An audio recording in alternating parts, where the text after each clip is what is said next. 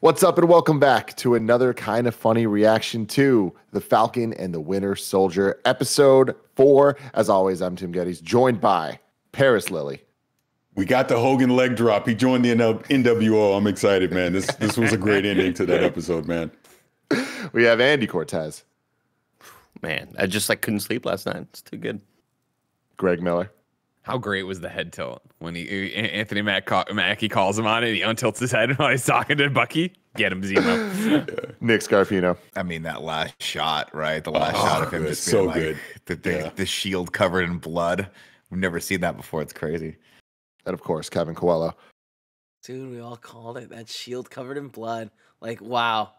The way they build things up, like they put such an emphasis on the shield, and then to see it in that pan around shot, and like it's just blood on the bottom. Whoo! Jenna asked me this, and I couldn't come up with it either. She was discussing it because obviously we just finished our MCU rewatch. But like, have we seen blood like that in the MCU before? Like, has there been a lot? There's never been a lot of blood, obviously. There's never been people like just gushing out. But like, have we seen even that amount on a weapon? Like, that was like. So.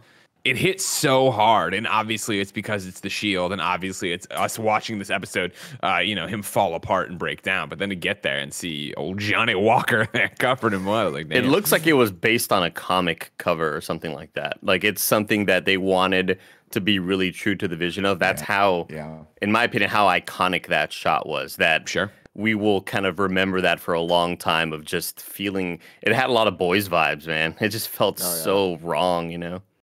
This is kind of funny reactions real quick. Let me do the rigmarole, all this stuff, so people know that they can get this on youtube.com/kindoffunny and roosterteeth.com. They can also get it as a podcast. Just search for Kind of Funny Screencast, and it'll be there for you. Kind of Funny Reactions is what you're looking for. Paris, what'd you think? No, I was going to just, since we're kind of starting at the very end there, I thought it also symbolized the shot in Civil War where Steve is over Tony. Totally. And it was the same thing. And instead, Steve kind of showed the difference between him and John Walker. Steve just takes out the power source for Iron Man, whereas obviously John Walker went completely too far, in that moment. So yeah, I just think overall it started off slow, but what we got with the Dora Milaje, obviously we got the flashback to Wakanda. We got a little more backstory with his relationship, or Bucky's relationship, with Ao. I think that's how you say her name correctly. And dude, what a scene. Like, you want to talk about the range of one Bucky Barnes, Sebastian Stan here, right? As he's sitting there like crying. Had me crying. God. Yeah, so good. I wasn't expecting to be crying like at 12:30 in the morning. It just such a great intro. It's exactly what I thought the episode started off really, really strong, and then made some weird decisions that I wasn't super into. Some of the scenes were supposed to be played out, I think, in a comedic way, like John Walker and Battlestar getting beat up by the Dora Milaje, and it was just awkward for me. I just thought it wasn't really set up that great, and like them being like, "Hey, you're doing great, John," it's supposed to be funny, it's supposed to play a certain way, but it just wasn't working for me for whatever reason.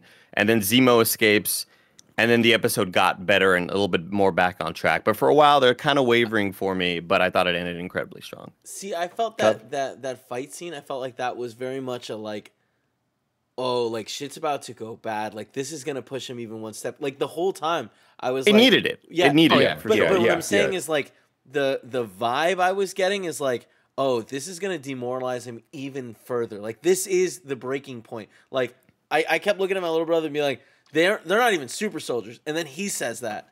Yeah. And I was just like, oh, like this crushes him. And like they're just kind of sitting there laughing at him, while this is going on. I thought that was a really poignant, well done moment that like had me like all worked up and be like, oh shit, this guy's about to snap. My one thing about it, right, is that we've all been watching the show. Obviously, we've all seen them seeding out the Johnny Walker here, losing his mind, right, and eventually he's going to take the serum and yada yada yada.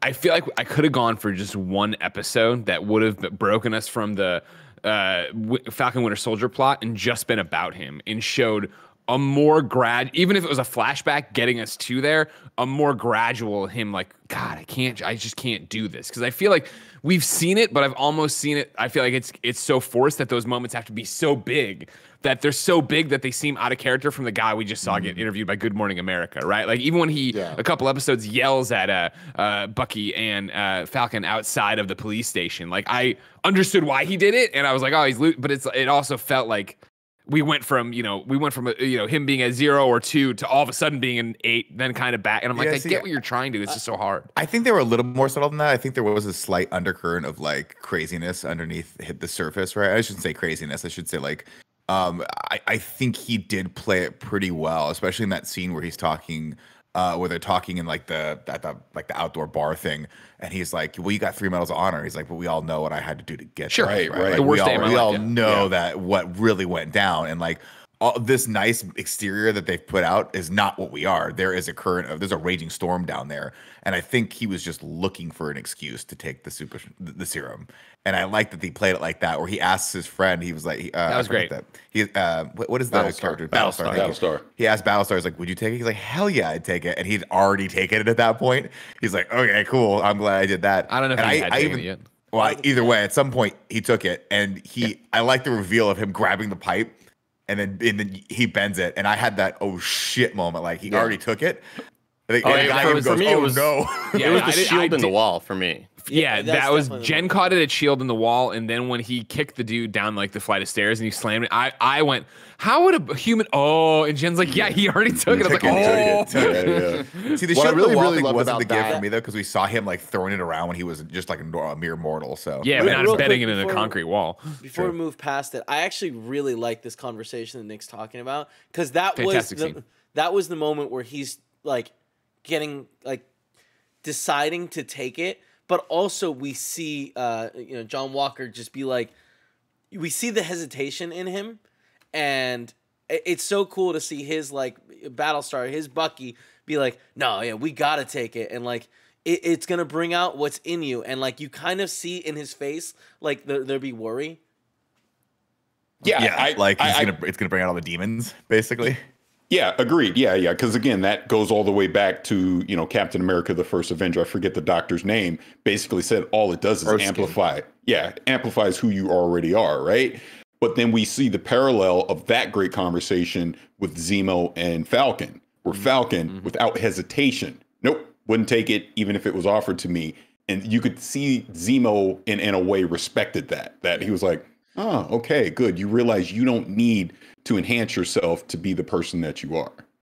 Yeah, my favorite thing about the episode was the conversation between Battlestar and John Walker, where they were talking about the serum, and John was very much the whole talk about like what he did to get those medals of honor and all that, and talking about will he take the serum or not, should they, all that. And the way they're talking about the serum is so well built up of the show so far, of what that actually means, what the shield actually means. But to him, he's like, yeah, imagine if I had the serum, then how different that could have went and how different it could go. And I love that immediately he then gets the serum, and what happens? He can't protect his friend who dies. Yeah. And he then goes and murders people. It's like he thought that the serum was the answer, and it definitely was not. And like it's all goes back to the First Avenger stuff of like it's about the man more than the power and what the man does with that power.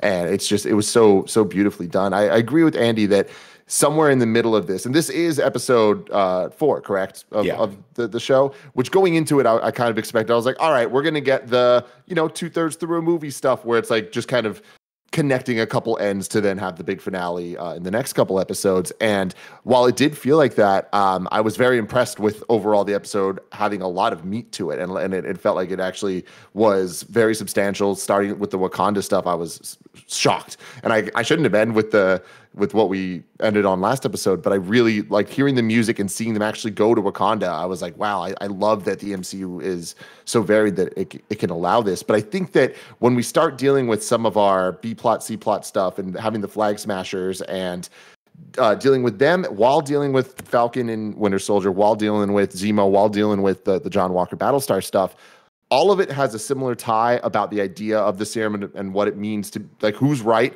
who's a good guy, who's a bad guy. All of them kind of feel a little debatable. But I think with that, there's an illusion of nuance more than there's actual depth to some of the characters, like the Flag Smasher stuff.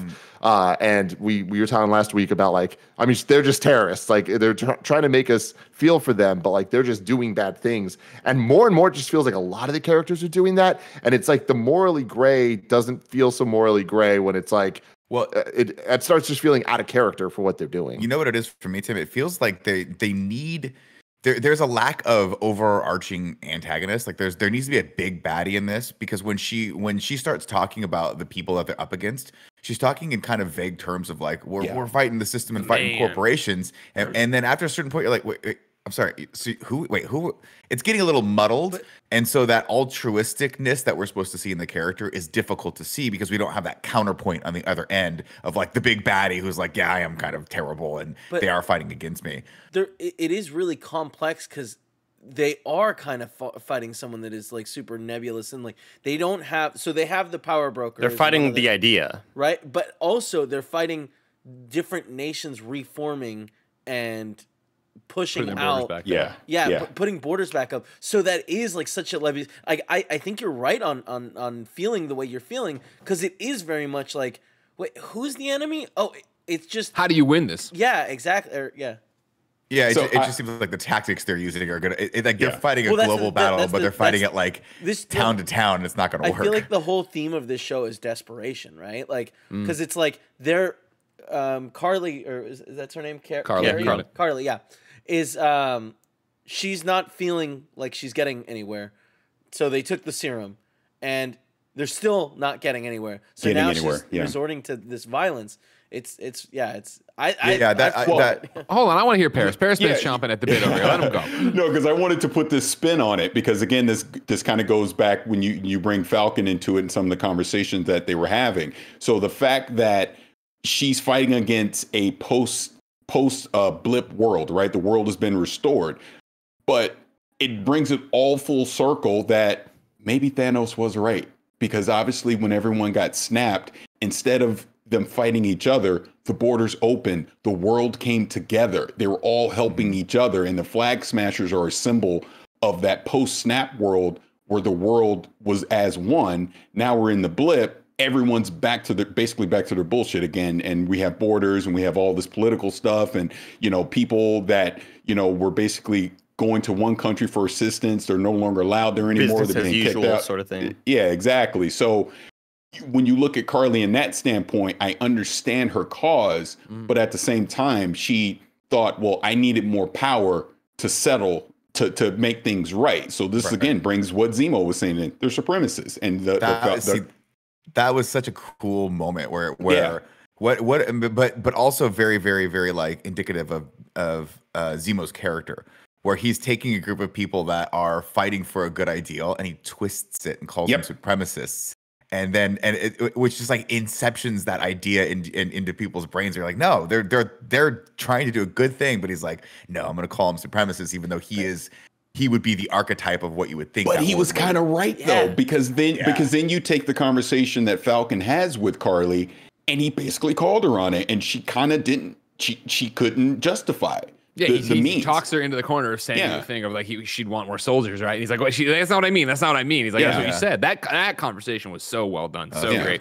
And I think to give a shout out and keep this conversation going, but a shout out to Anthony Mackie and what he's doing with Sam. And like this is the episode I think that established so much of what we already knew about him in threads, but tied it together and showed why he'd be Captain America. No, I wouldn't take the serum. He went in there and talked to her and actually talked her down. Yeah. And it was that thing of like, oh man, you're risking a lot to go in there and talk to. And then he calls, Captain America on his bullshit. I was like, this is what I do. I talk. I've talked to vets. Let me go in there and do this. And like, that's the way he responds to his sister and the way all that works out. Like, I thought it was so great. But that's the thing too that's so great about Captain America, right? It's like you think about him back in the Avengers and mid-tier, as far as power is concerned, as far as physical power is concerned. But that's not the power of Captain America. It's his ability to lead. It's his ability to see like those dangers and make sure people aren't just wading into it, haphazardly.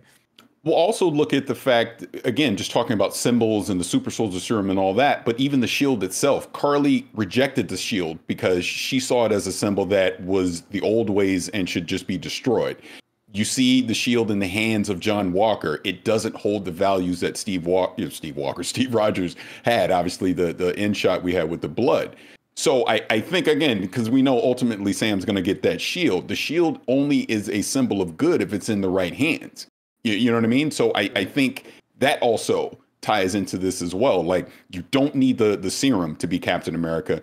The shield doesn't make you Captain America. You make the shield the symbol because you deserve it, because you are Captain America. And I think everything that you guys were talking about with Falcon, we're seeing just over the course of this series. He is Captain America. He is literally showing you that he's been Captain America this entire time.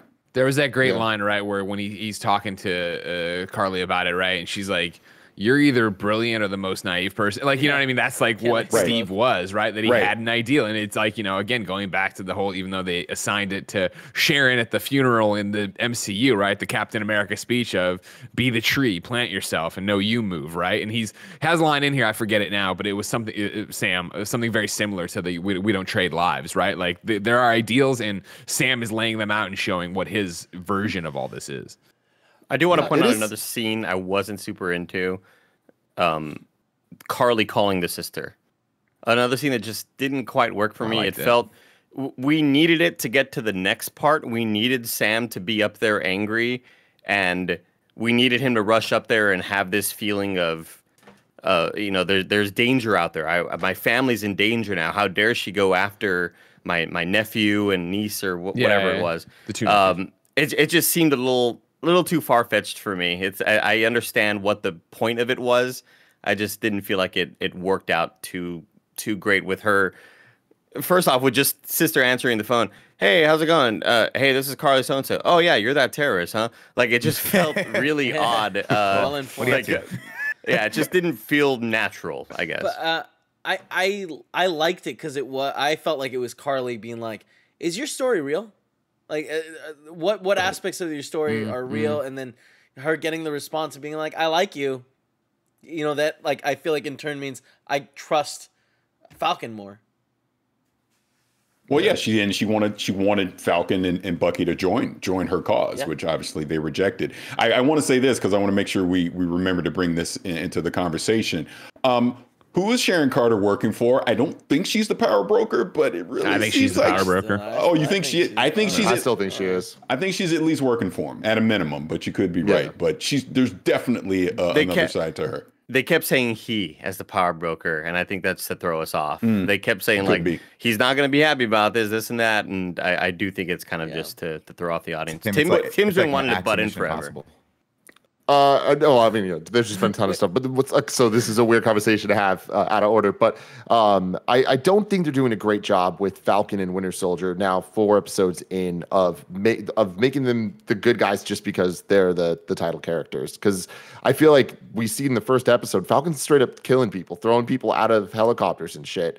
And it's just weird to then see this thing of, yeah, the shield has blood on it, but it's like, Falcon's straight murking people too. And I don't think that they're doing a great job of like dealing with that and showing if the show's so morally gray and so about every side has a perspective. And I just feel like they don't do a good job of really dealing with the fact, and there's still 2 episodes for them to tie this in, but they broke Zemo out. Like they were doing a lot of really bad shit in addition to just killing people on missions and stuff. And so that's not really like congruent to me. But one thing I do really like that I feel that thematically is working really well is with the Flag Smashers and with this whole idea of the blip and the nation was united no longer, or not nations were united and no longer are and all that.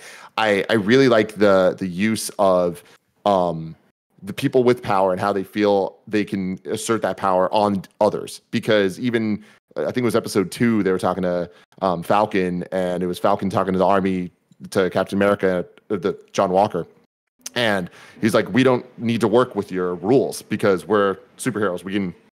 Do you guys remember what I'm talking about? Mm-hmm. Yeah. It was like, you know, we don't need to listen to that. We kind of have our own shit. And it's like, that's kind of like scary to think about. And then the Dora Milaje did the same thing here, where they come, they're just like, everywhere's our jurisdiction. And it's like, it's not, you know, like that's totally like, and like Wakanda, they're not super soldiers, but it's like, even though we look at them as the good guys, it's like, that's scary. That's not a good thing. And I think that is a cool through line. That's Killmonger. It's also interesting that we've taken a step back as far as like what happened after Civil War, right? Where it's like, it wasn't the whole point of Civil War that you're not just allowed to go anywhere you want, not have any accountability. And now we've got 2 Avengers just running amok all over Europe just killing people. And Tim, to your earlier point, they not only do they not care so much about the consequences of their actions, they kind of make a joke about how Baron Zemo killed that scientist in the prior episodes. Like, dude, you just let him kill the guy, and they kind of chuckle about it. I'm like, that's a shocking, that's a huge thing. If Steve Rogers saw someone like murder a person in front of him, I'm like, dude,